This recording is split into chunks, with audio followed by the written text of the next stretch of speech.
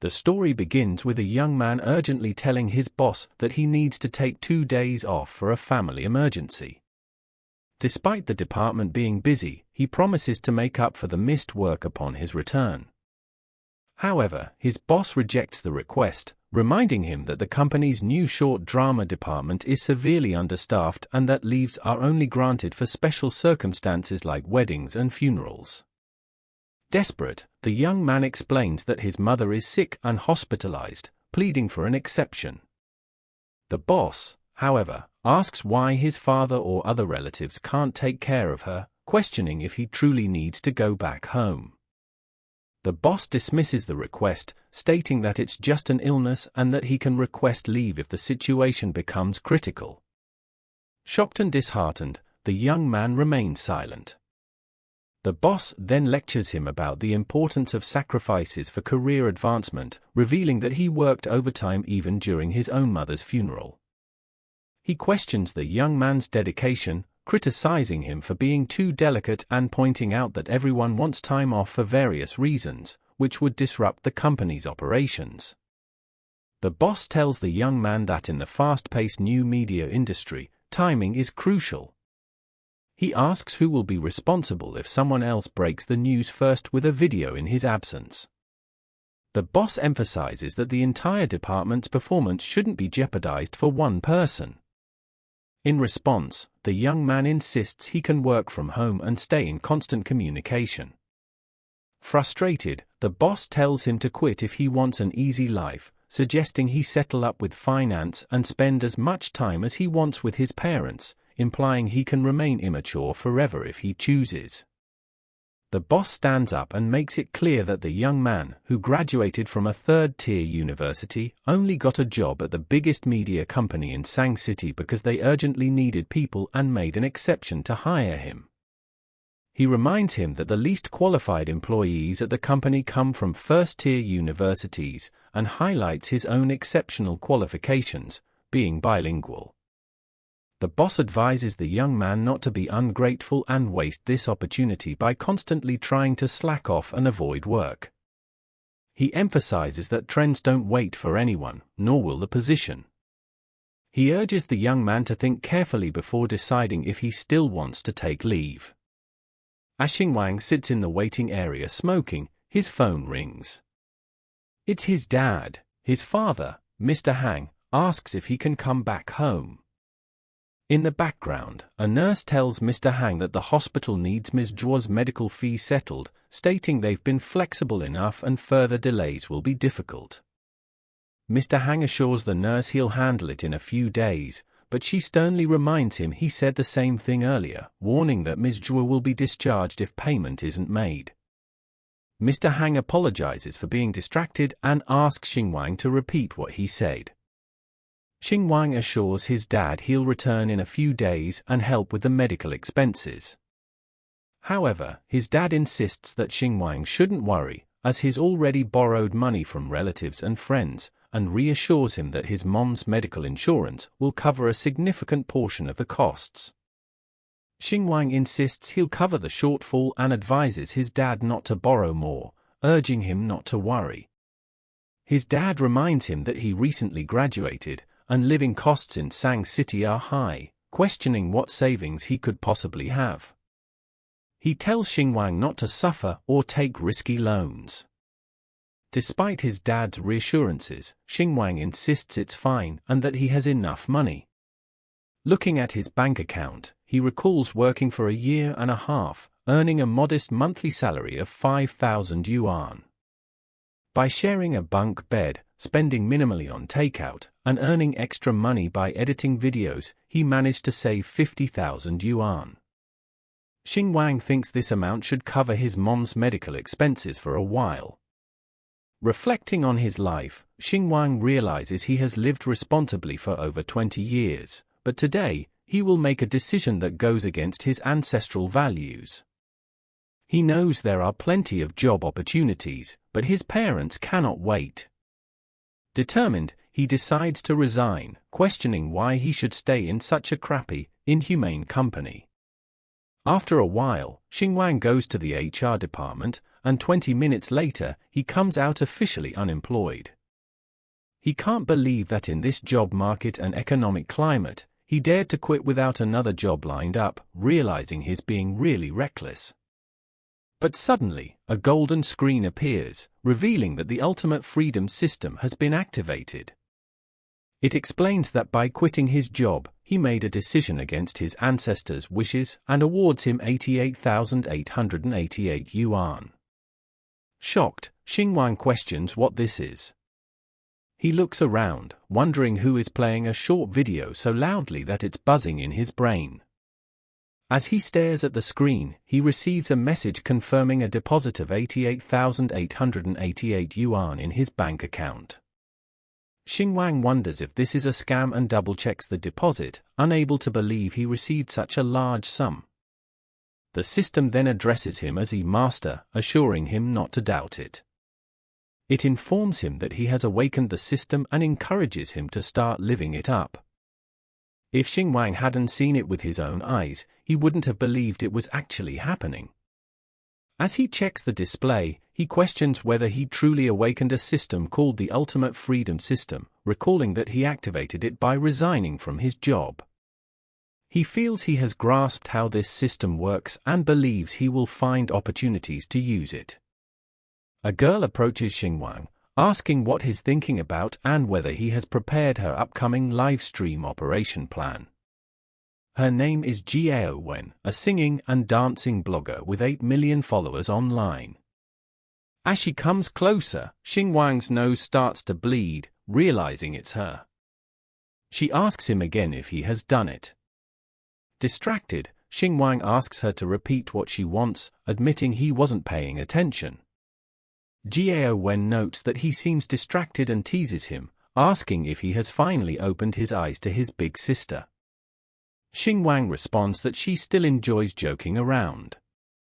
As she gets closer, she reminds him that she asked for more operational resources because her top-paying fans have been less active and the recharge flow has slightly decreased. Xingwang reflects that Jiao Wen, the girl in front of him, is the top female internet celebrity whose live streaming operations he used to manage. Online, she is known as the sexiest dance goddess, but offline, she is friendly and unpretentious. Her greatest flaw and strength is her love for joking around. Xingwang apologizes and tells her that he has already resigned and will no longer be responsible for influencer operations. He explains that the company will arrange a handover, leaving Jiao Wen confused and questioning why he resigned so suddenly. Xingwang knows that although Jiao Wen doesn't look down on others, she only gives him extra attention because he is familiar with influencer operations and is easy to talk to. He reminds himself that after resigning, everyone goes their separate ways, and there's not much else to say, thinking he has become clear-headed in this world.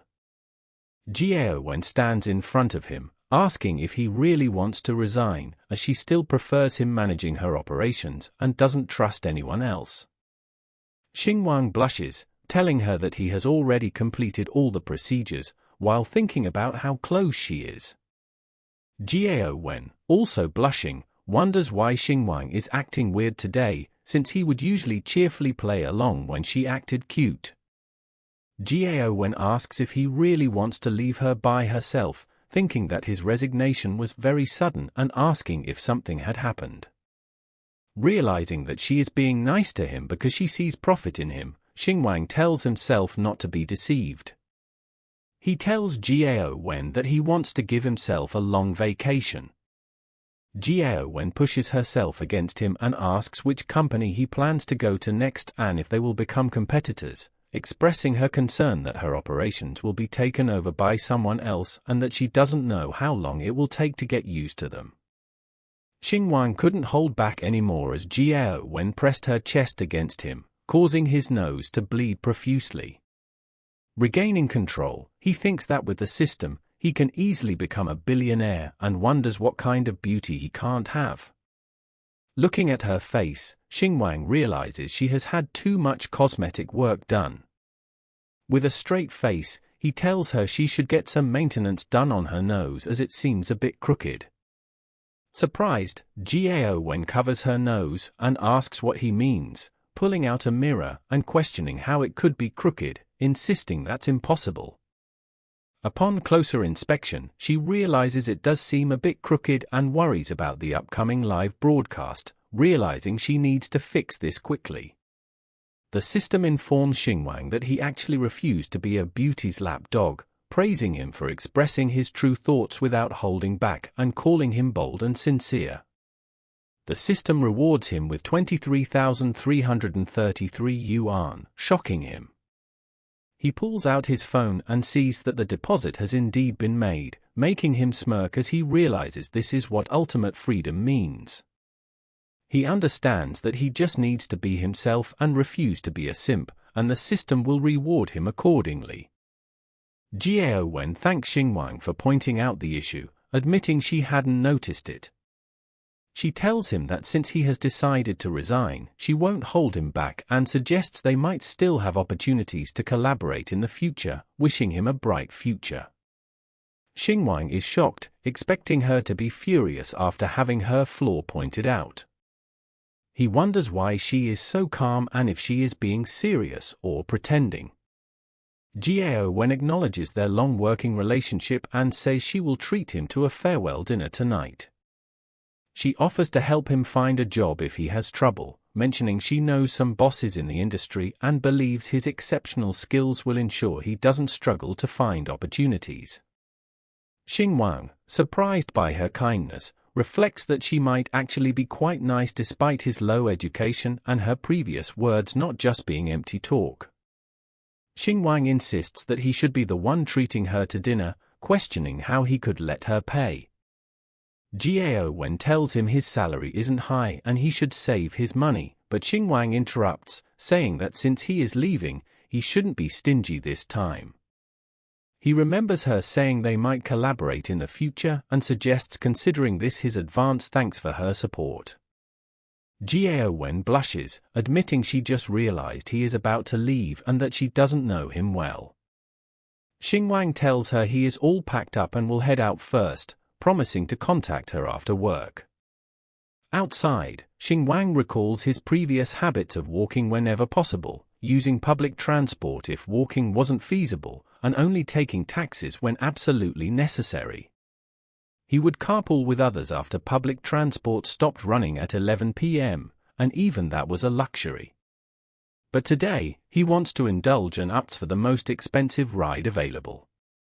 When the car arrives, the driver announces that Dida Luxury Travel has arrived and invites Xingwang to get in. Realizing the car arrived within 3 minutes, Xingwang feels a sense of luxury he has never experienced before. He remembers how he used to get home around midnight when he couldn't find someone to carpool with. Today, he feels like he has truly leaped to a higher class. The driver opens the door for Xingwang and urges him to get in. As Xingwang settles into the car, the system rewards him with 50,000 yuan for feeling generous and taking a taxi without worrying about the cost. The driver confirms the itinerary to the Baoxing Road intersection, which Xingwang acknowledges, adding a stop at the Laoshi pancake shop.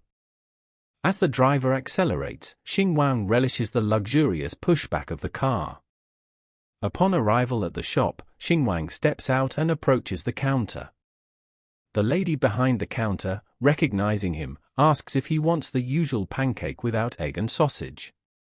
Surprising everyone around, Xingwang replies that he wants 2 extra eggs and 2 pure meat sausages instead of the usual starch sausages. Xingwang flashes back to when his salary was 5,000 yuan.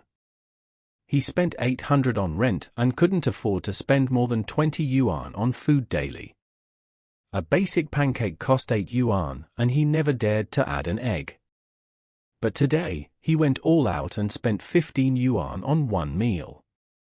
He smiles, realizing he has leveled up, enjoying a meal with 2 eggs and 2 pure meat sausages. He thinks everyone should envy him for this indulgence, and he even envies himself. The people around him are shocked by his order, wondering when they will be able to show off like this.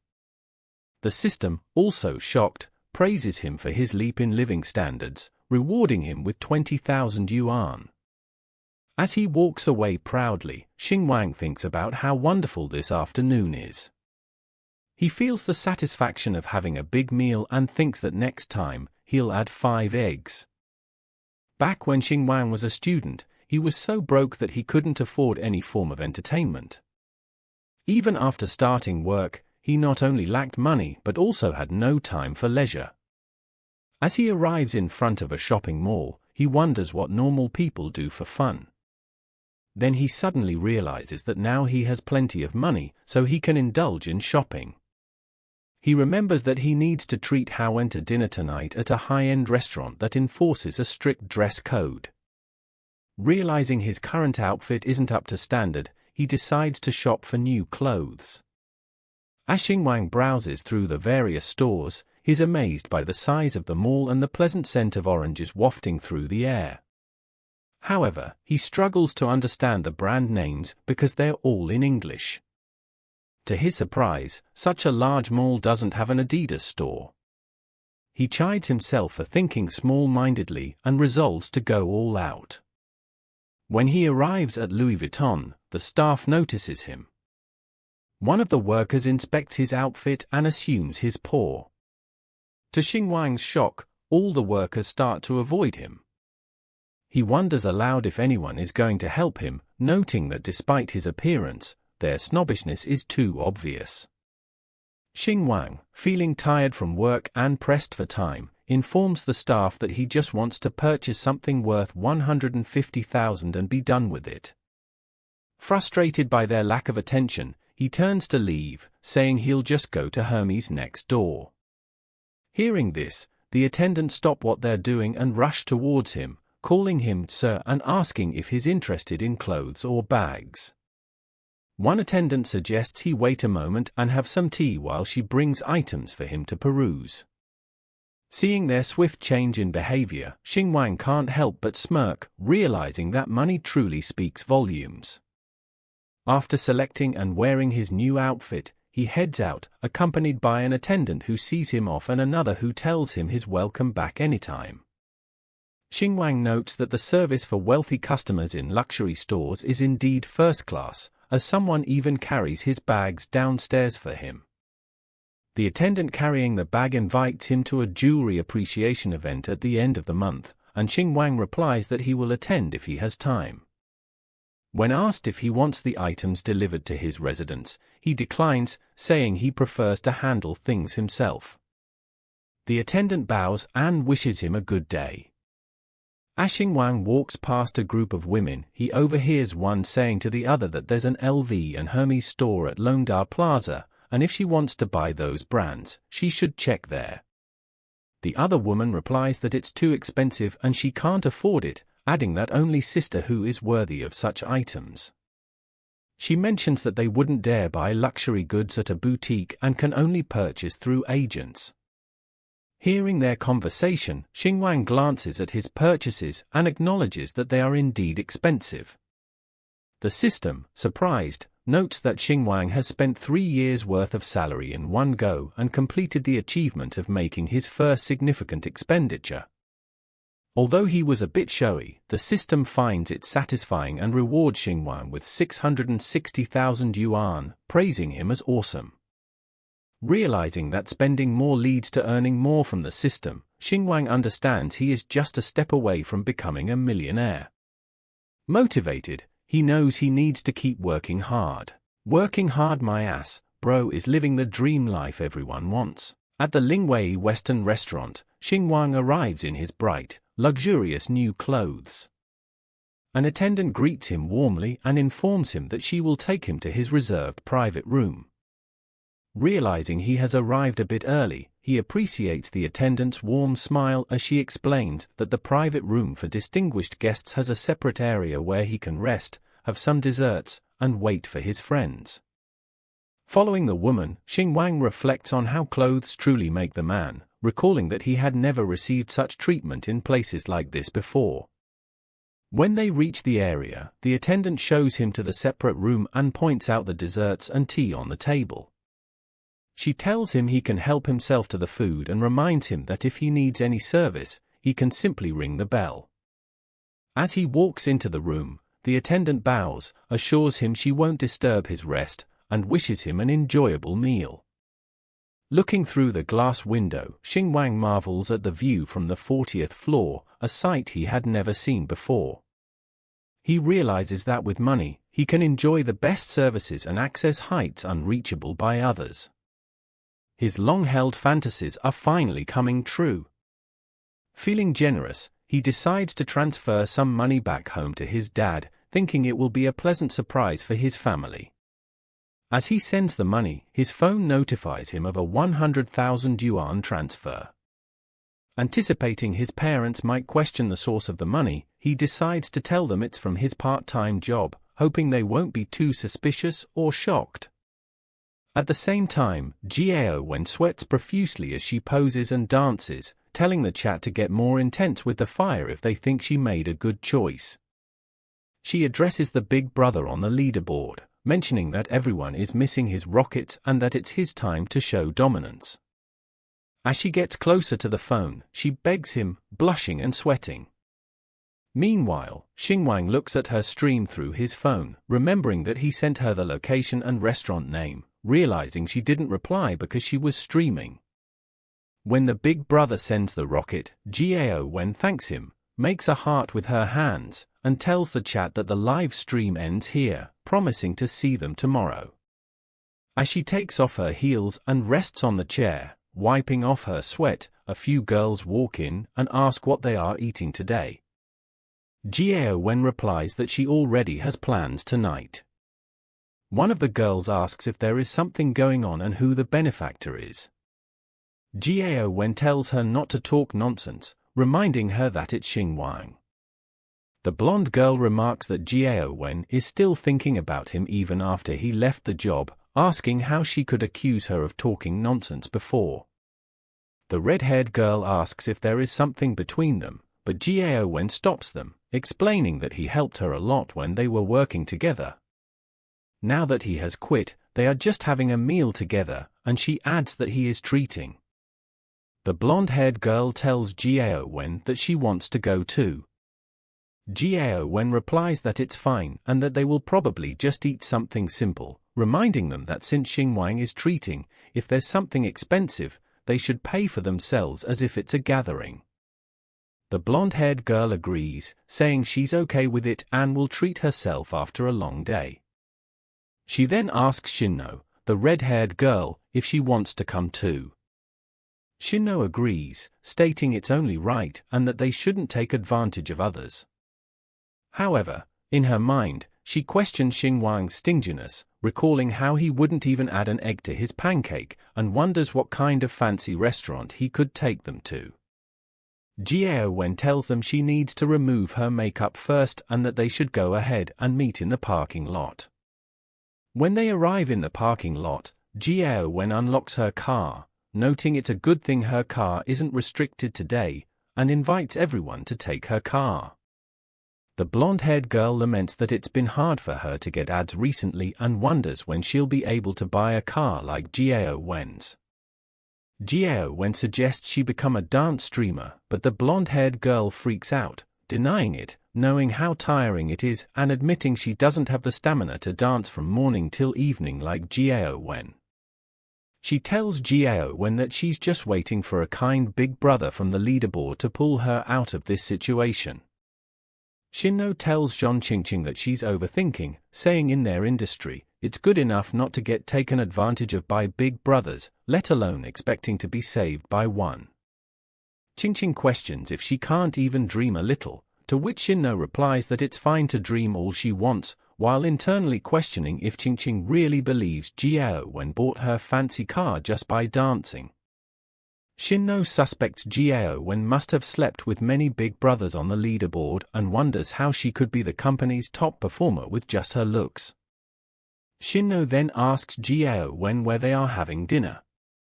Jiao checks her phone and is shocked by what she sees.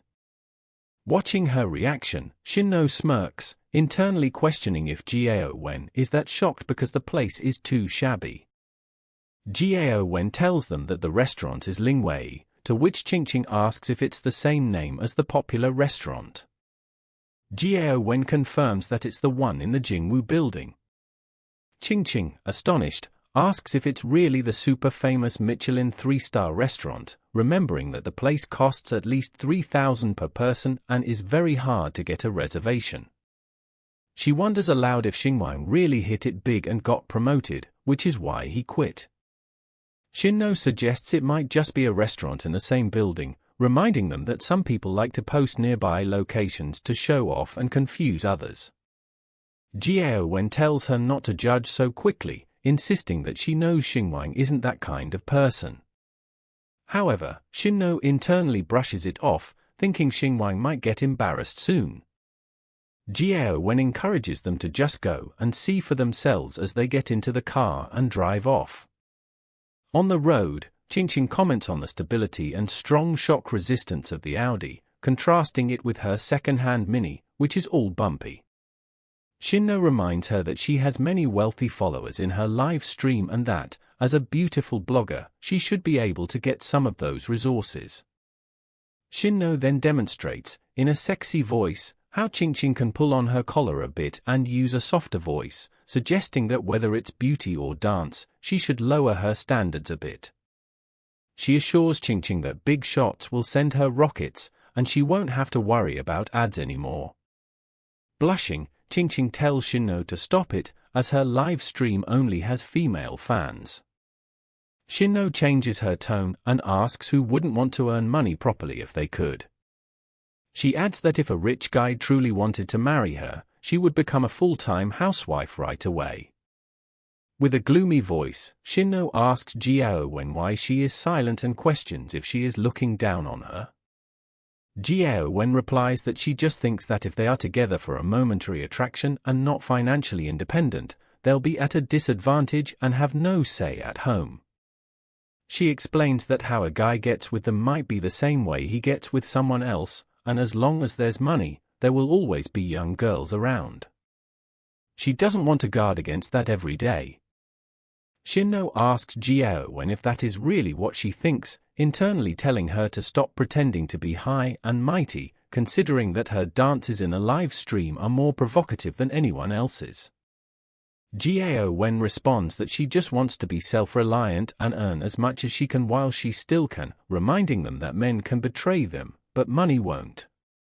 As they arrive at the parking area of the restaurant, they step out of the car. Qingqing asks Jiao Wen if they shouldn't double-check, noting that even with her high monthly income, she might not be willing to spend it here. Qingqing wonders what if Xingwang got the wrong address. Shinno doubles down, telling Jiao Wen to confirm, as it would be embarrassing to go to a high-end restaurant and leave without a reservation. She reminds them that if someone recognizes them and posts a video online, they will lose followers. Jiao Wen agrees to call Xingwang. After the phone rings for a while, Shinno questions if there's still no answer and internally smirks, thinking it's Jiao Wen's fault for hanging out with show-offs and getting dragged into this.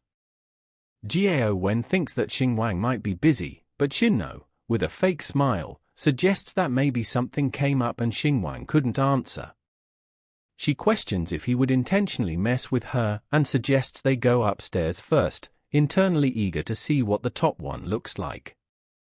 Hopping into the elevator, Jiao Wen confirms that they should go upstairs first, while internally noting that Lingwei is expensive. She knows that even though she can afford it, Xingwang's salary level is usually very frugal. Jiao Wen knows that Lingwei would be a huge expense for Xingwang and wonders if he could be joking.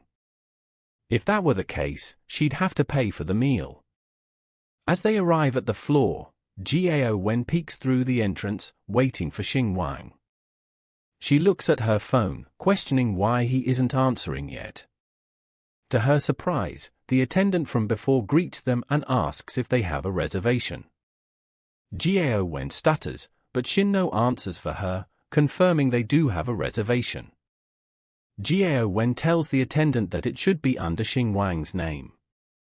Shinno smirks, internally recalling that an operations job at Xingwang's company pays 5,000 yuan a month, and one meal here would cost him at least 3 months' salary.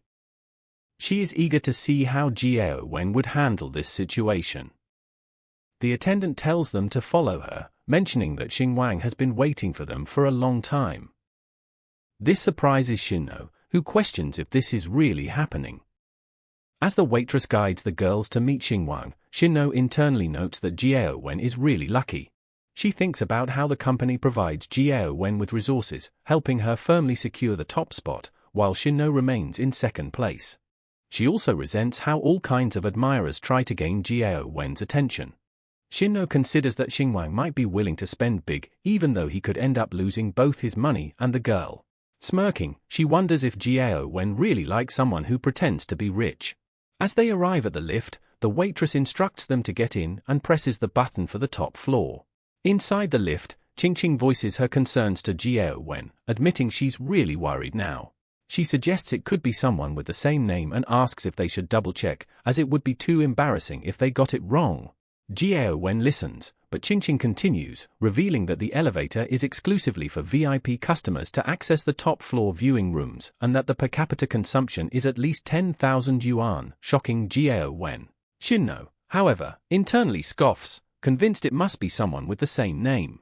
She thinks that even if Xingwang grits his teeth and abstains from eating or drinking, he might just save up that much with 3 months' worth of salary. Shinno reasons that even if it's really him, she wants to see how Xingwang will handle the 3 of them tonight. She suspects that Xingwang is being clever by noticing someone with the same name and making a reservation at the restaurant as a stunt. She believes that the more he boasts, the more likely he is to be exposed. As they arrive at the 40th floor, the waitress opens the door to the private room for them and invites them to be seated. In my opinion, the waitress looks so much better than the 3 women, even though they're dressed in revealing clothes. As the 3 enter the private room, Wen questions where Xingwang is and pulls out her phone, while Qingqing also takes out her phone and suggests they take some photos since they're already there. She asks the others if they aren't going to take photos, reminding them that they can't take photos in the lobby but only in the private rooms. She adds that whether they end up eating or not, taking photos would still make it feel like they did, internally noting that she can post them on social media. No one will know if she really ate there or just snuck in. Sitting down with a judging look, Shinno tells Qingqing to take the photos herself, internally thinking that this is exactly what she expected from Xingwang, inviting guests but not being present himself. Qingqing notes that she has never dined at such an expensive restaurant in her life and wonders if she'll ever have the chance to come here again. While Qingqing is snapping her photos, Shinno asks Wen if anyone has replied to her messages and warns her not to end up making a fool of themselves if this turns out to be a misunderstanding. As the girls continue their conversation, the waitress knocks on a door within the private room, asking if Xingwang is awake because his guests have arrived. Wen, now uncertain, responds affirmatively, telling Shinno that they may have gotten the wrong person, as Xingwang is just an ordinary office worker who shouldn't be able to afford to eat here. Shinno, hearing this, feels even more convinced that her suspicions are correct, internally confirming her accusations. As the girls finish their conversation, Xingwang walks out of his room, apologizing and explaining that he fell asleep earlier and woke up to 4 or 5 missed calls. He asks if they haven't been waiting long and then tells the waitress to start serving the food. Wen is left speechless as she takes in the sight of Xingwang, comparing how he looked at the company to now. Instinctively, she adopts a more seductive posture. Qingqing, astonished, questions if this really is Xingwang, noting his branded clothes. She points out to Shinno that his jacket is the same one Liang wore before, costing 40,000 yuan. Shinno, on the other hand, wears a dissatisfied expression, silently noting that Xingwang is dressed in all of Louis Vuitton's latest season. She begins to wonder if Xingwang is actually a hidden rich second-generation heir. Gritting her teeth, Shinno internally questions how Wen got so lucky, quietly hooking up with a wealthy second-generation heir, thinking to herself that Wen is really good at pretending.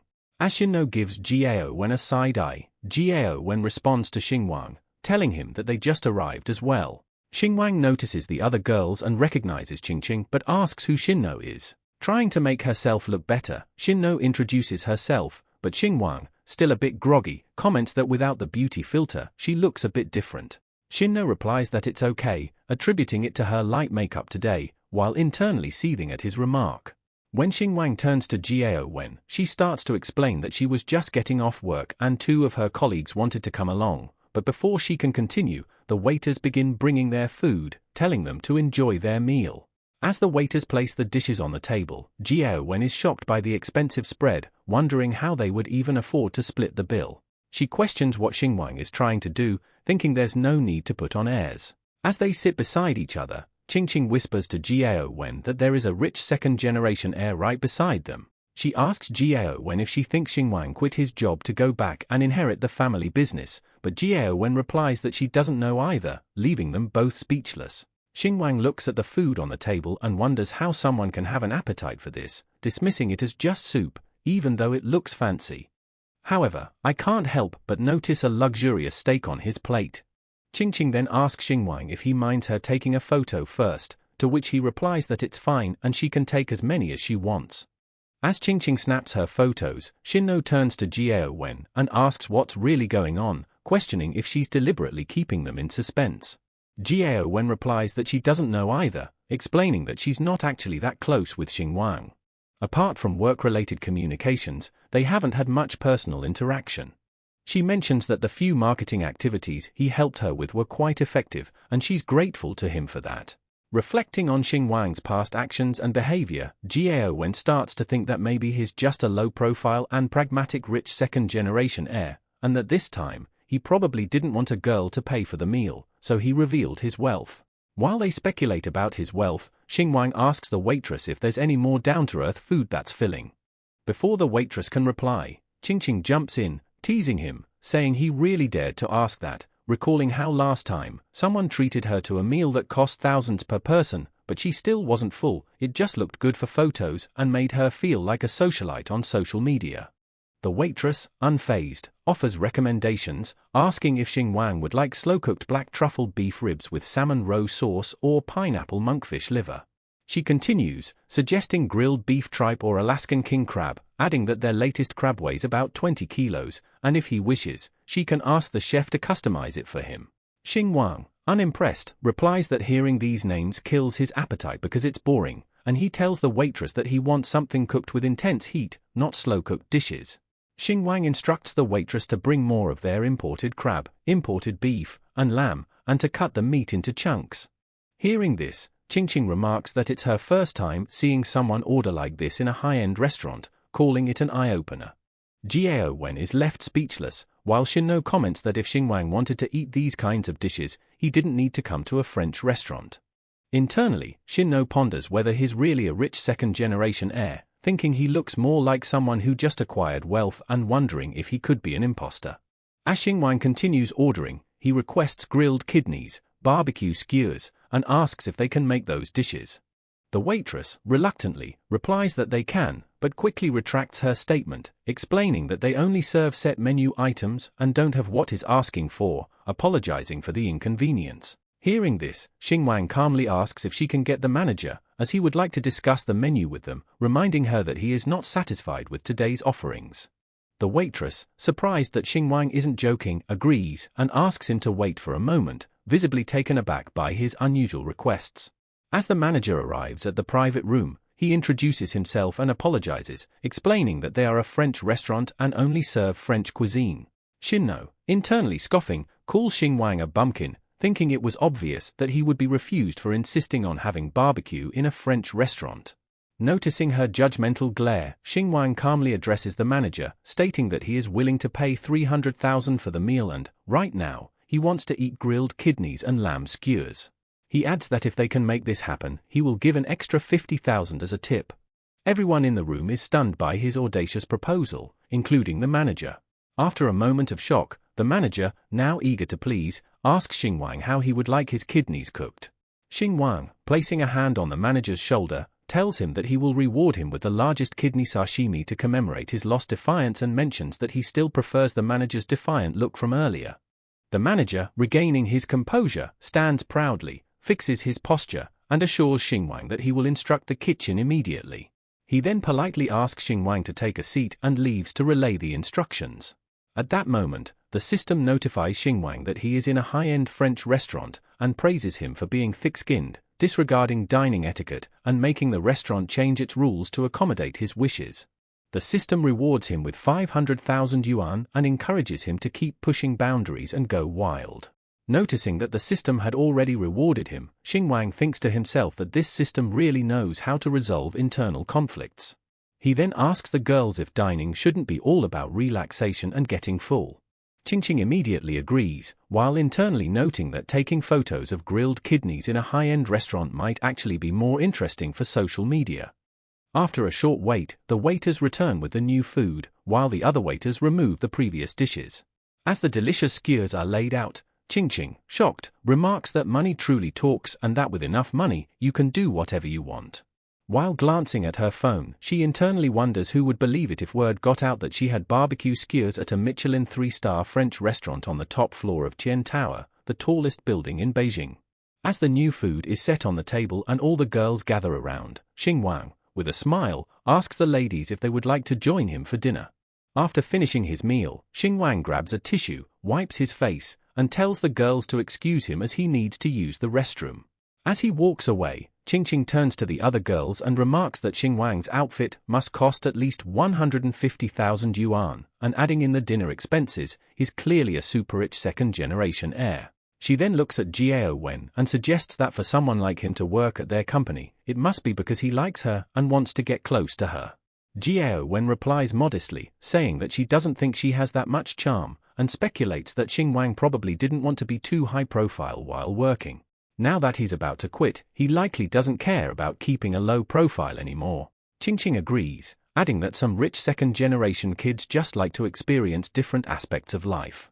Shinno, however, presses Jiao Wen, asking if she isn't moved by all of this and if she doesn't like him. Qingqing chimes in, saying that the idea of a top-tier rich kid lavishly spending money just to have dinner with her would be enough to make anyone's heart flutter. Shinno, noticing how calm Jiao Wen seems, questions if she already knew about Xingwang's background, hinting that it's unfair if she's been keeping such big news from them. She adds that this might be why Jiao Wen said she wasn't interested in that previous tip donor, because she already had her sights set on a bigger catch, realizing that they might have been made fools of all along. Oh Lord, the curves. Jiao Wen quickly defends herself, insisting that she genuinely didn't know about Xingwang's background and that they're not close at all. She asks how she could possibly have feelings for him, emphasizing that they haven't had any private interactions and that she had no clue he came from a wealthy family before tonight. Jiao Wen explains that at work, Xingwang always had a modest demeanor. He was ambitious and hardworking, often staying late for overtime during busy periods, and seemed just like any other dedicated employee. Shinno, still skeptical, interrupts her, saying she'll reluctantly accept Jiao Wen's explanation for now. However, she asks if Jiao Wen thinks it's possible that Xingwang might be faking his wealth. She points out that nowadays, many people pretend to be wealthy heirs to impress girls. They treat them to luxury meals, rent luxury cars, and wear designer clothes, often maxing out their credit cards to maintain the facade. Shinno adds that they've all heard stories about some top donors doing exactly this, sometimes even resorting to online loans to keep up appearances. She wonders aloud if it's possible that Xingwang could be one of those people. Now that the idea has been mentioned, Qingqing starts to wonder if Xingwang had been pretending to be poor all this time, and she remarks that they should commend his acting skills if that's the case. Shinno, with a malicious grin, suggests that it wouldn't be difficult to verify if he is really from a wealthy family, noting that there are plenty of ways they could find out. She asks if they should try to investigate. Jiao Wen, putting down her empty skewer stick, questions whether that's really necessary, pointing out that it seems a bit intrusive. She reminds the girls that Xingwang is treating them to an expensive dinner, and yet they're sitting here doubting whether he's a fraud. She tells them that it doesn't seem right. Internally, Shinno dismisses Jiao Wen's objections as pretended innocence, but outwardly she tells Jiao Wen not to underestimate her own value. Shinno points out that as a popular streamer, Jiao Wen has a lot to offer, and someone could gain a lot from winning her over. She explains that spending a few hundred yuan on Jiao Wen might be worth it for some people and warns that this is exactly how manipulative people operate. They charm you, make you feel special, and get you emotionally invested. Once you're hooked and can't easily leave, they reveal their true colors, which could be quite dangerous. Jiao Wen responds by insisting that she has absolutely no intention of developing a romantic relationship with Xingwang because of this, but Shinno cuts her off, saying that's enough talk. She tells Jiao Wen that she doesn't need to do anything specific but just follow her lead later when she tries to verify Xingwang's status. Shinno reminds them that they are all friends and only want to look out for her. As they walk towards the car in the parking lot outside the restaurant, Wen thinks to herself that if it turns out Xingwang is really faking his wealth, she will personally cover all the expenses they incurred tonight. She sincerely hopes he isn't going down such a deceptive path, as she believes there's nothing wrong with living an honest and simple life. While they're walking, Qingqing, curious, asks Xingwang if he has a girlfriend. He replies that he doesn't and has been single since birth, a genuine lone wolf in the romance department, leaving Qingqing shocked. He adds that he's been so focused on his career that he hardly had time to think about dating, internally noting that being a corporate employee is demanding enough, but it at least comes with a steady paycheck. The idea of becoming a lovesick fool after work hours seems like too much trouble, as it would be quite miserable, and he's certainly not foolish enough to put himself in such a position. The thought gives him shivers down his spine. As they reach the car, Shinno opens the door and suggests that since it's only 9 o'clock, they should continue the evening at a bar. She adds that although she isn't as rich as Xingwang, she can still treat them all to a few drinks. Shinno recommends they go to the Fugue Bar, mentioning that she's a regular there and that the ambience is quite nice. She also heard that many popular internet celebrities frequent the place, and they might even get a chance to network and learn from them. Xingwang replies that he doesn't mind, and they all head out in the car. As they drive toward the bar, Xingwang contemplates his future. Now that he has some capital to invest, he considers the possibility of opening his own media company. With his background in operations, he believes he might find success in that field. It certainly wouldn't hurt to get acquainted with some internet celebrities tonight, as it could be beneficial for his future endeavors. When they arrive at the Fugue Bar, Shinno gives everyone a heads up about the prices, warning that they are high. She says she can only afford to treat each of them to 2 drinks and admits she'll feel the pressure if they drink more. She asks them not to think she's stingy and wonders if anyone minds. Qingqing casually replies that she'll have whatever's available, while Wen advises Xingwang to just have a couple of drinks since they're here to have fun, to which he agrees. As they walk toward the bar, Xingwang notices a wealthy-looking person accompanied by several ladies and feels a rush of excitement. He never thought he would have the privilege of visiting the famous Fugue Bar, a place known for its exclusive clientele and high-profile visitors. Inside the Fugue Bar, the DJ pumps out music as people dance joyfully, while others engage in more provocative activities, some even out in the open. The atmosphere is lively and intense. As the girls and Xingwang settle into their spot, Shinno orders a margarita and tells everyone they can order whatever they like. Qingqing opts for a pink lady, and Wen, being responsible since she has to drive, requests a lime mojito with no alcohol. After everyone finishes ordering, Shinno turns to Xingwang and asks what he wants. As he gazes around in awe at the bar's vibrant environment, Shinno silently notes that he probably isn't really a rich second-generation heir, suspecting he's never been to a bar before based on his reaction. When Xingwang finally looks back at her, she repeats her question, to which he replies with a smile that anything is fine for him. Seizing the opportunity, Shinno instructs the waiter to bring him a Long Island iced tea, one of the strongest drinks on the menu. Qingqing, noticing this, quietly questions Shinno's motives, asking why she ordered such a strong drink for him. She wonders if Shinno is trying to make Xingwang spill the truth once he's drunk and warns her not to take it too far. Shinno nonchalantly responds to Qingqing's concerns, saying that a bar is just a place to drink, and as the music pulses around them, she mentions a bartender named Danny at Fugue Bar who makes amazing drinks, though they're a bit pricey, and she's really eager to try them. As she takes a sip of her drink, Wen advises her to know when to stop, but Shinno, with a mischievous smile, replies that if Xingwang is pretending to be rich, then he should be taught a lesson. It might help him find his way back to reality. This leaves Wen perplexed and a bit uneasy. Shinno calls out to Xingwang, but he seems distracted, scanning the bar for potential business partners. He's already thinking ahead, realizing that he needs to make more money and build connections. Shinno, growing agitated, assumes he's pretending not to hear her. However, just as she's about to get more irritated, Xingwang turns back to the girls and asks Shinno if she was calling for him. Shinno, eager to put her plan into action, tells Xingwang that he looks a bit bored and suggests they play a dice game. Xingwang, curious and enthusiastic, asks how the game is played. Shinno slams down the dice cone cover on the table, explaining that they should make the game more exciting. She proposes that if someone loses a round, they either have to take off a piece of clothing or pay 10,000 yuan instead. She then provocatively asks if he wants to play with those rules.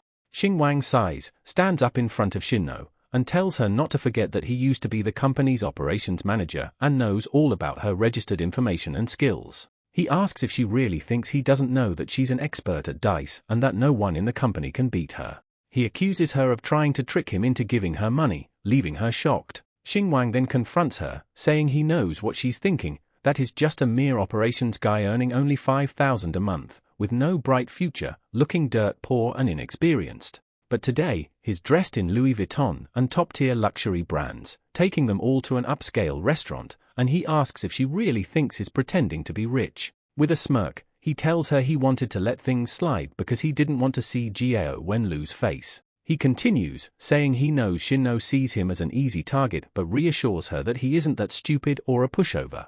He adds that she shouldn't think he can't see the looks of disdain and suspicion in her eyes.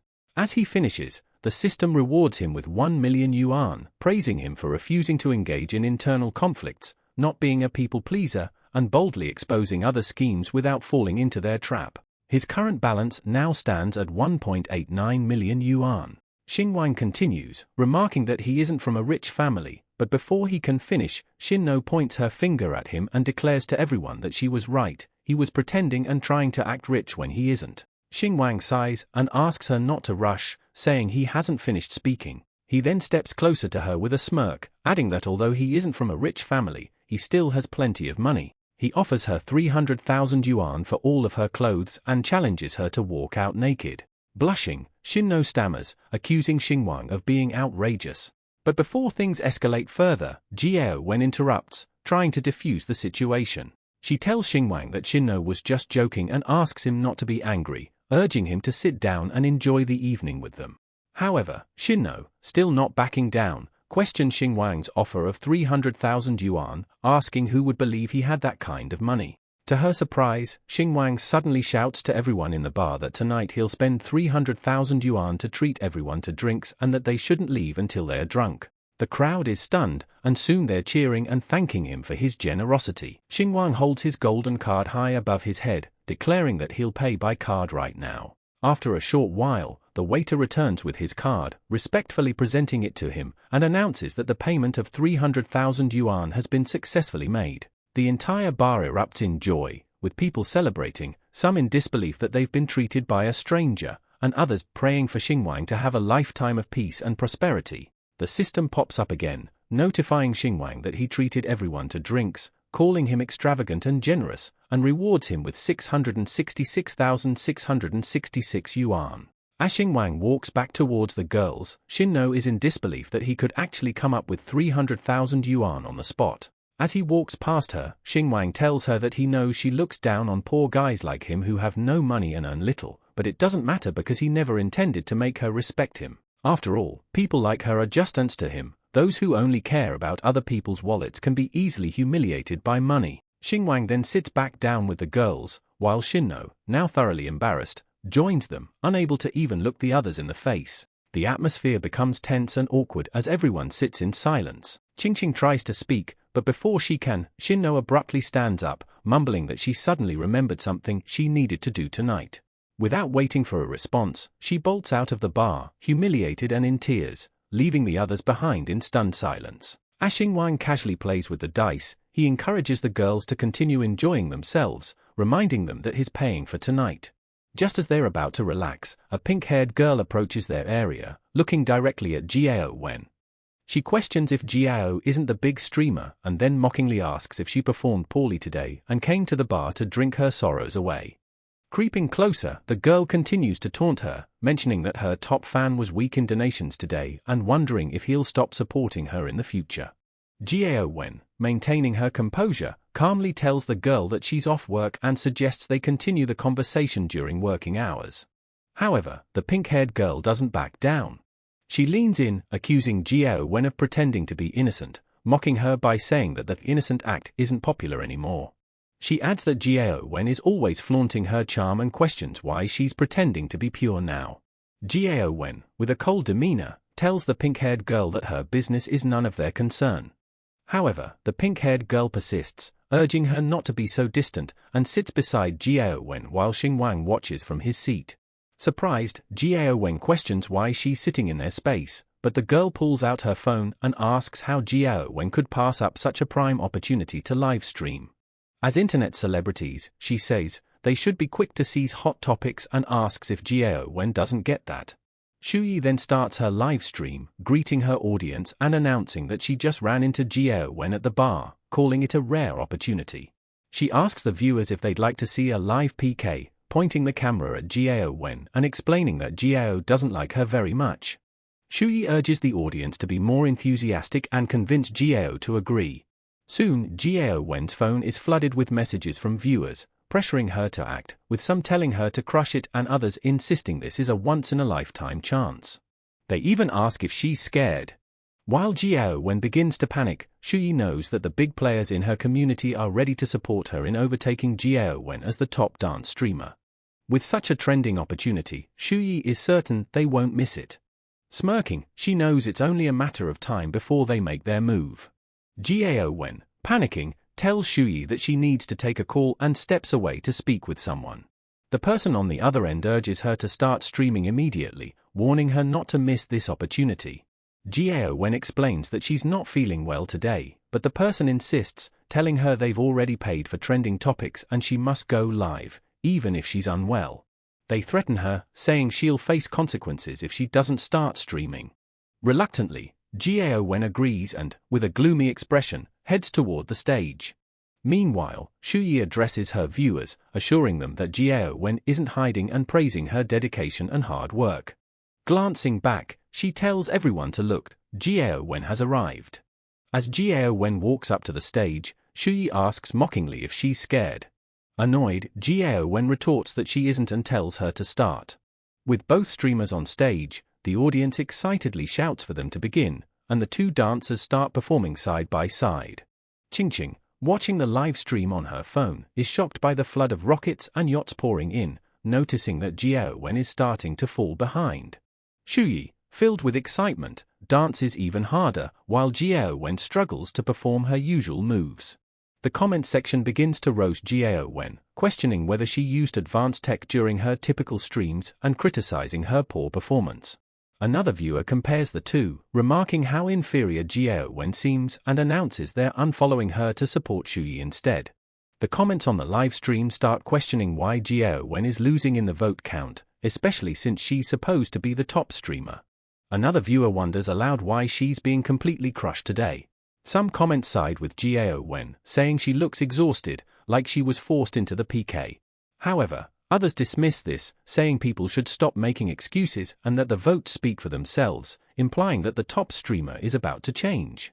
One comment speculates that Jiao Wen's previous success might have been due to Brother Xia's support, suggesting that without his help, she wouldn't have even a single rocket now. Xingwang, reading through the comments, smirks, realizing that they're trying to undermine Jiao Wen by playing dirty. As they continue dancing, someone sends a rocket to Jiao Wen, catching her completely off guard. She glances at her phone in shock, then winks and makes a heart gesture with her hands, thanking the big brother while still sweating from dancing.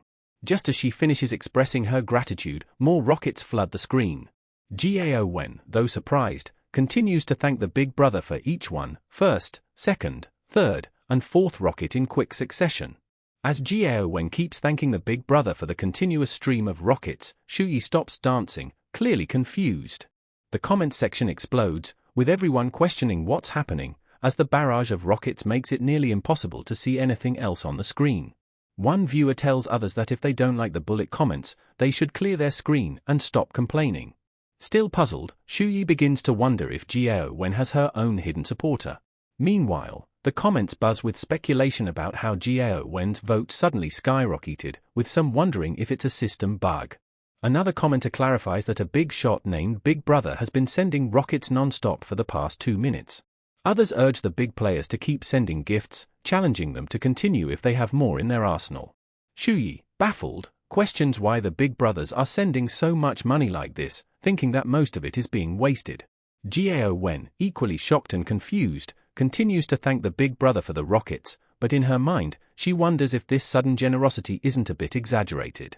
In the comments, a user named Wenwen is the best asks who this mysterious big brother is, noting they've never seen him donate before, especially at such a massive scale, over 1 million in just a short time.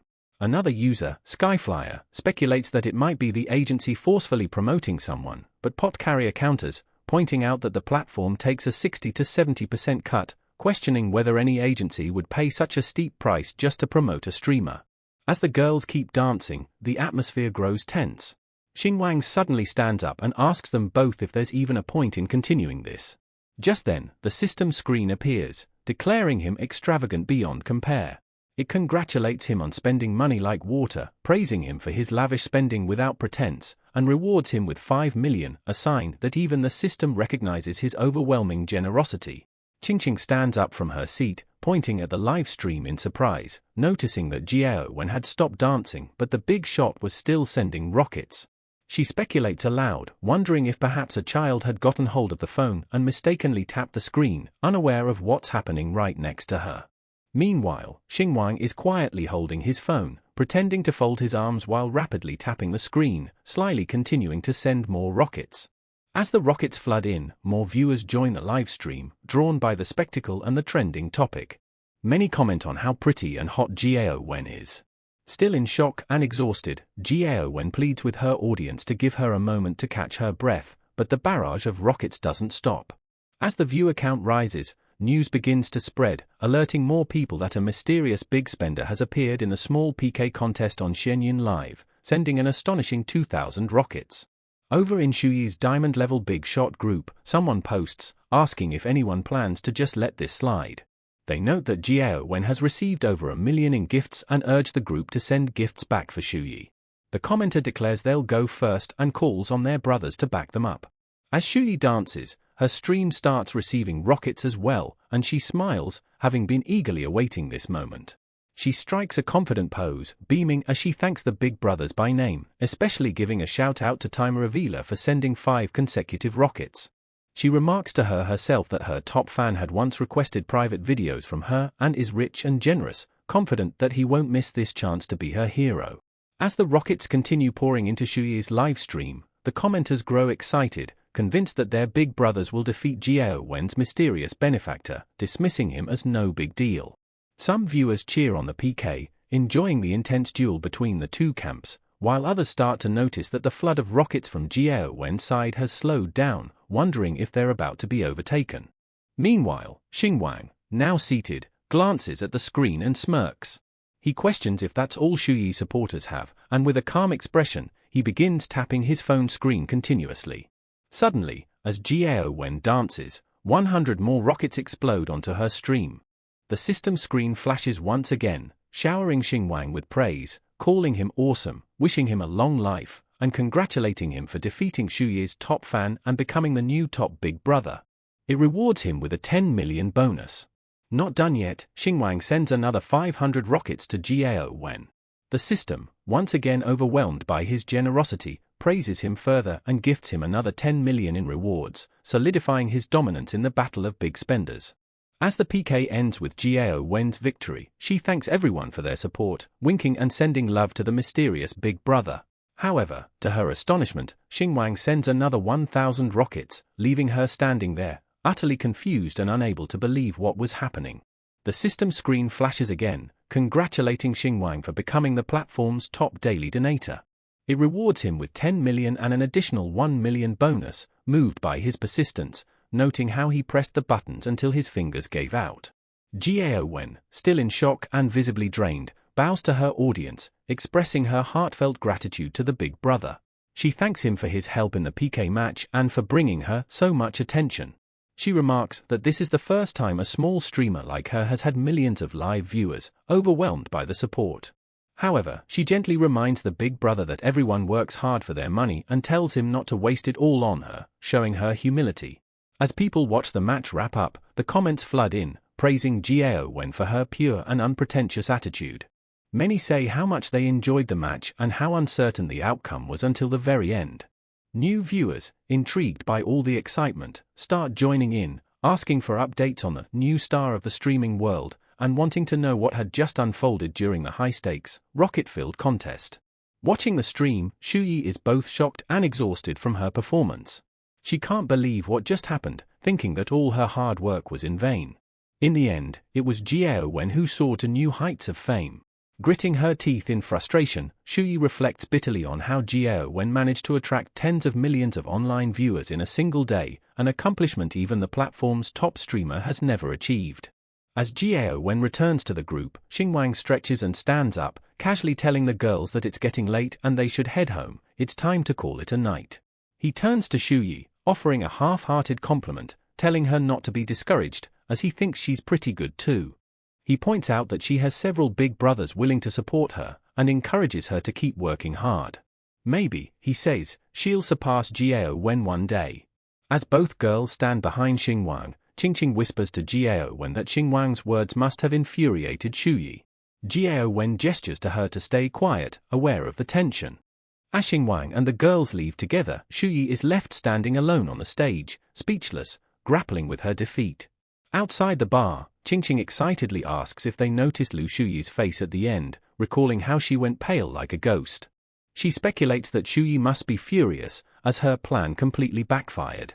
Bursting with excitement, Qingqing tells Wen that today was truly eye-opening, meeting Xingwang, the super-rich big brother, and that she also got to see the #1 spender on the Xianyan platform. But as she looks at Wen's reaction, Qingqing notices her lack of enthusiasm and asks why she isn't excited. With a calm expression, Wen responds that she feels unworthy of the massive donation. She explains that she's never seen that fan in her stream before, and his sudden appearance with such a large donation makes her feel uneasy. Qingqing, however, cuts in, dismissing Wen's concerns and insisting that it doesn't matter, this big brother was a godsend. She excitedly notes that she has to get closer to this generous supporter and quickly pulls out her phone, offering to send him a private message. Moments after Qingqing sends the message, Xingwang's phone dings, startling both girls. A voice from his phone announces that he's received a message, making them both look back at him in confusion. Qingqing's eyes widen in realization, commenting that the sound is the official notification from the Xianyan app, the same one she just sent her message through.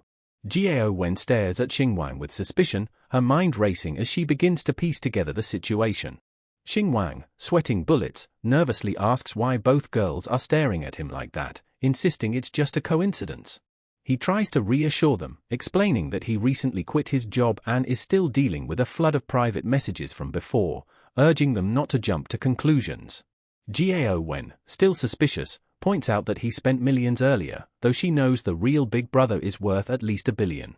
Xingwang, trying to stay calm, agrees and tells them he only has a bit of money, but spending millions in minutes would be beyond his means. Qingqing, now visibly disappointed, mutters that she thought the big brother must have had Wang in their name, assuming it was Xingwang. But realizing it's not the case, she sighs, making Xingwang exhale in relief. Wen then offers to drive Xingwang home, asking where he lives. Xingwang quickly declines, telling her he lives near Longhu New City, which is out of her way, and that he'll just take a cab. Before Wen can insist, she hears her name called out, surprising her. She turns toward the voice and sees her manager, who also happens to be Xingwang's former employer, emerging from the bar. He comments that the background of her stream looked like Fuyo and is glad he stepped out just in time to see her. Wen, however, ignores him and turns away. Undeterred, the drunk boss walks over to Xingwang, mocking him as a former employee and questioning how an unemployed person dares to show up here. He sneers, asking if Wen invited him, implying that people without abilities rely on women. Before Xingwang can respond, Wen sharply interjects, telling the drunk boss that she was the one relying on Xingwang tonight, as he treated her to dinner and drinks. The drunk manager, momentarily speechless, points at Xingwang and asks Wen if she's serious, wondering if she's fallen for a poor guy, and is covering for him. He turns to Xingwang, raising his voice, and says he knows the truth, pointing out that tonight's bill was covered by a mysterious person and questioning how Xingwang could have treated anyone. Smirking, he mocks Xingwang, saying, "I get it, poor guys might not have much, but they sure know how to sweet-talk young girls." Qingqing, excited and eager to defend Xingwang, interrupts the drunk manager, insisting that tonight was indeed Xingwang's treat. To her shock, the manager lashes out at her, demanding to know who gave her the right to speak. He points his finger at her and accuses her of getting cocky just because she has a few fans, going on to claim that all her fans are fake. Qingqing, taken aback, stares at him in confusion. The drunk manager, sensing her disbelief, sneers, and explains that the company has spent a fortune promoting her by buying fake followers. He mocks her, saying all she does is put on makeup all day and rarely lands any advertisements, questioning who would even want to watch her. He labels her a money-losing asset and sarcastically suggests she learn from Gao Wen, pointing out that one night of dancing has brought the company millions. He then delivers a final blow, telling Qingqing that the next time she does her makeup for a live stream, she should wear less, because there's no need to pretend to be pure, leaving her agitated and speechless, humiliated in front of everyone. The drunk manager, staggering closer to Gao Wen, recalls that she once told him she didn't want to be a dance streamer anymore. Getting uncomfortably close, he praises her for earning so much money today, telling her she did an excellent job. Then, with a sleazy grin, he offers her a deal. If she agrees to one more thing, he'll speak to the boss and get her a supporting role in a TV drama. As he tries to touch her, he suggests she spend the night with him, but before he can, Xingwang steps in, stopping him and telling him to show some respect. The manager, now furious, calls Xingwang a lowlife, mocking him for trying to play the hero and smacking his hand away. Pointing at Xingwang's outfit, he sneers, asking if someone in knockoff LV covered in logos can really give Gao Wen the resources and money she deserves. He tells Xingwang to take his stench and get lost, leaving Gao Wen looking at Xingwang with newfound admiration for his bravery. Xingwang stands firm, but before things escalate further, Gao Wen steps forward. Calm and resolute, she faces the manager and tells him that if he continues to harass her, she will terminate her contract with the company. The manager, undeterred, smirks menacingly, reminding her that she signed a 5-year contract, and with a year still remaining, she would need to pay a 10 million penalty if she wants out. He sneers, asking if she can really afford that much. Unfazed, Gao Wen responds coolly, pointing out that she just earned millions for the company today and, with her previous savings, she questions why she wouldn't be able to afford the penalty. Her calm yet confident stance unnerves the manager, and his smirk fades as he grows more agitated. The manager, now shouting, tells her she's nothing more than a so-called influencer, insisting that in reality, she's just a prostitute with a price tag. He adds that in ancient times, women like her would have been courtesans and mocks her for talking about selling art instead of her body, calling it false purity. He steps closer to her and bluntly says that even if she pays the penalty, the company won't let her go, questioning who would willingly give up such a profitable asset. With a creepy, lustful smile, he declares that blacklisting her in the industry is just a word from their boss, leaving Gao Wen terrified. But before the manager can continue, Xingwang steps between them again, stating that if she can't leave, that's fine, because he'll just buy Miu Miu Media himself. He adds that after that, the one leaving won't be Gao Wen, but the manager, leaving him stunned. The manager, seething with disdain, retaliates by poking Xingwang in the shoulder and mockingly tells him, "That's pretty impressive." Leaning in closer, he sneers, calling Xingwang a poor bastard and telling him he'll be waiting for him to buy the company. With a spit on the ground, he remarks how annoyed he is by Xingwang's boldness before walking away, muttering to himself how Xingwang dared to show off in front of him. As the manager disappears from view, Qingqing suddenly bursts into tears, startling Gao Wen. In a panicked state, Qingqing questions if her followers are really fake, her voice trembling with distress. The thought consumes her, and she begins crying even louder, wondering aloud if her live stream fans, the big shots who shower her with gifts, are all hired by the company. Gao Wen, noticing her friend's despair, gently holds Qingqing's hands and reassures her that it's obviously not true. She comforts her, reminding Qingqing that she has a huge audience who genuinely enjoy watching her makeup live streams. Gao Wen even mentions that she knows some big shots who truly like her. She explains that He Shui was just trying to manipulate her, to make her feel like she owes everything to the company, so she would always feel pressure to submit to their control. Patting Qingqing's head, Gao Wen soothes her, telling her not to get upset by the words of that scumbag. Qingqing gradually calms down, wiping her tears as Xingwang quietly observes the scene.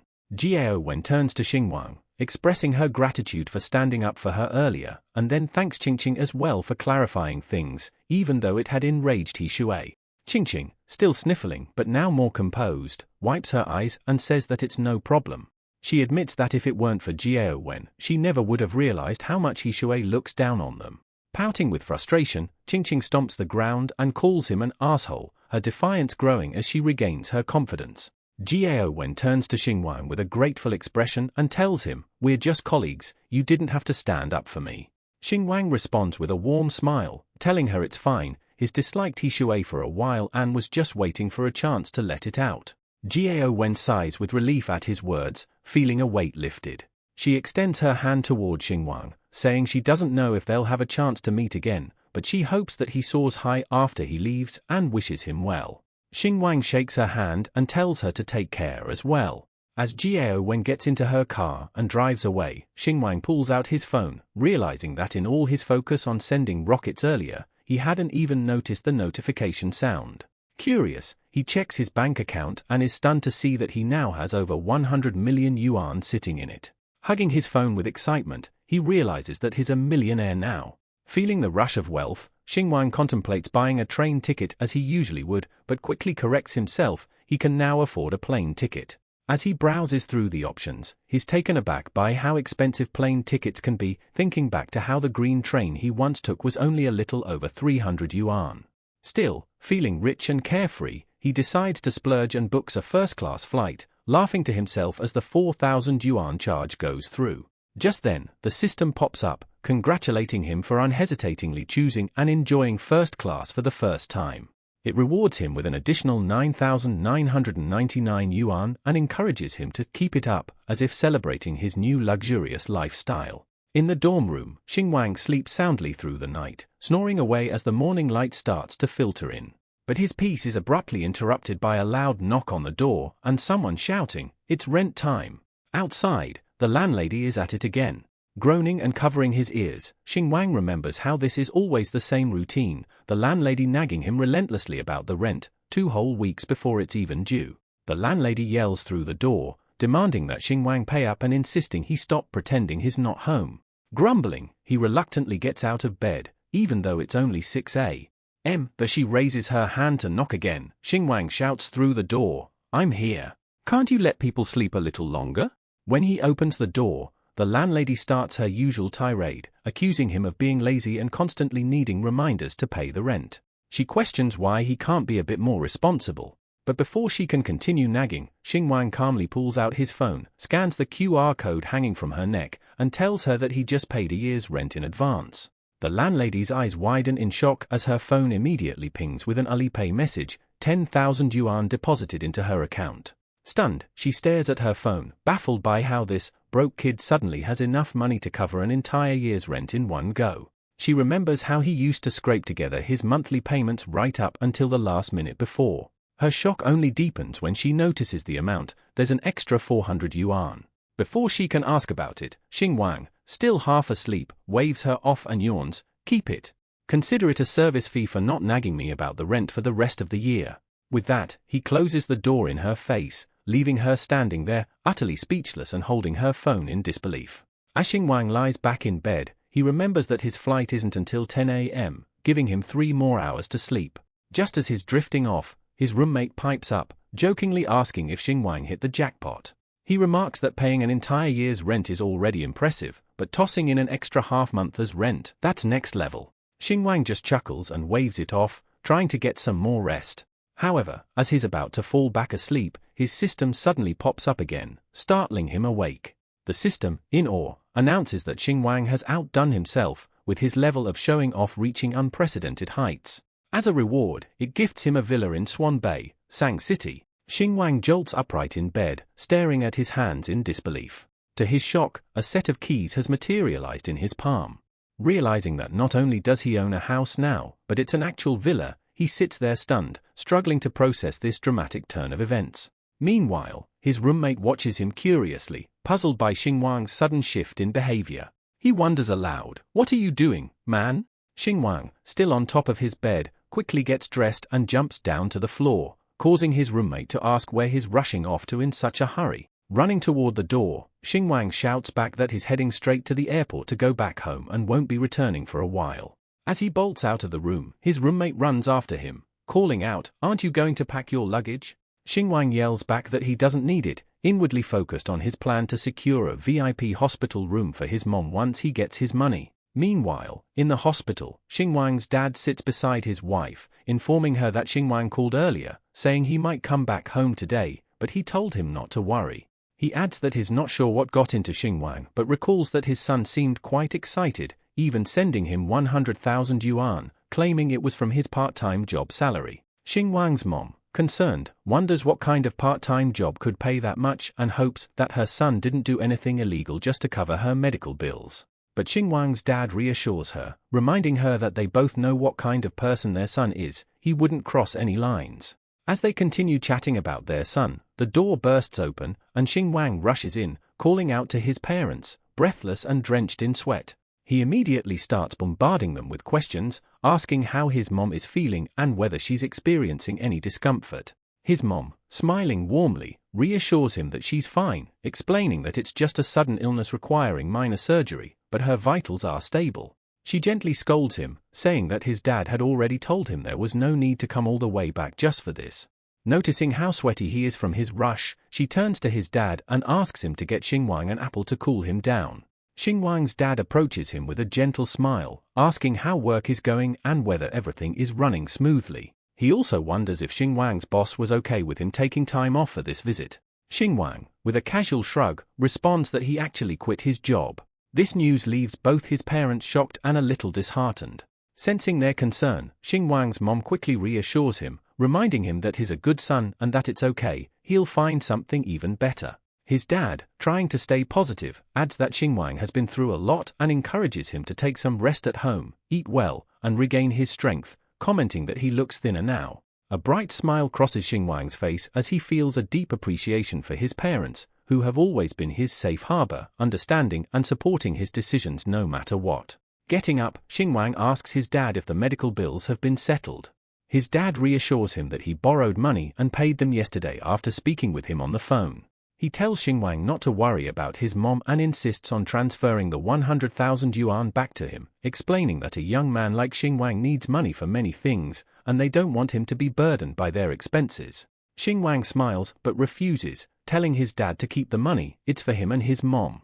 Then, his expression turns serious as he asks who the money was borrowed from, insisting they should pay it back quickly. Xingwang's dad, a little hesitant, mumbles that it was borrowed from relatives, but doesn't specify further. Xingwang, growing concerned, asks directly if it was his uncle or aunt, but still gets no clear response. Determined, Xingwang begins to walk away, saying that they need to pay them back immediately, but his dad quickly grabs his hand. His father, trying to calm him, assures him that he'll find a way to repay the loan soon and urges Xingwang not to worry about it, they'll resolve the issue themselves. He advises Xingwang not to spend his hard-earned money recklessly and to be wise with it, emphasizing how much effort it took to save up. Xingwang's mom starts to cry, covering her face with her hands as she mumbles that it's all her fault for being sick and burdening him. She sobs, questioning how they can let him bear the cost of her medical expenses after he has worked so hard out there. She says she knows how he has given all his earnings to the family, living rough outside without ever complaining to them, even though his salary is only 5,000 yuan. She adds that big cities are expensive and that he has rent to pay, needs to socialize with colleagues, and reminds him that money is needed everywhere. Xingwang, trying to soothe her, pats her back and gently tells her that it's not as difficult as she thinks. He reassures her, saying she's just guessing, and insists it hasn't been that bad. He explains that he managed to earn quite a bit from his part-time work while at his job and urges her not to worry. He adds that there's no need to wonder where the 100,000 yuan came from, he saved it up for her and is determined to ensure she gets the best care. He tells her that he will speak to the doctor to get the most authoritative specialist to treat her, emphasizing that they shouldn't worry about the cost of the medicine or treatment. Xingwang then gets serious, informing his parents that he's going to their uncle's house to repay the debt because they shouldn't owe any favors to their relatives. With his mind made up, he steps outside the hospital, spots a taxi, and hops in. He tells the driver to head to 2 Hutong Road. The driver nods and advises him to hold on tight. As they drive down the unpaved, bumpy road, Xingwang finds it difficult to sit comfortably. He wonders aloud why the road is even worse than before, recalling that there had been talks about road repairs for the past 2 years. Frustrated, he asks the driver why nothing has been done. The driver sighs and informs him that the road wasn't repaired as promised. Apparently, the contractor colluded with local officials, and halfway through the repairs, they ran off with the money, leaving the road torn up and unfinished.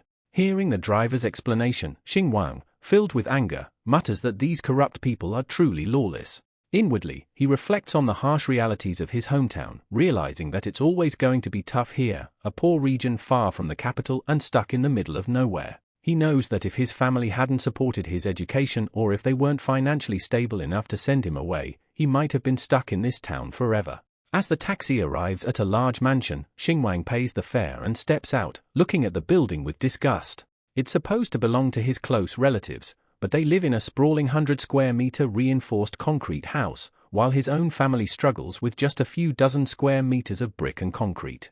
The bitterness rises in his chest as he recalls how these relatives took all of his grandfather's relocation compensation, creating an enormous gap between their families.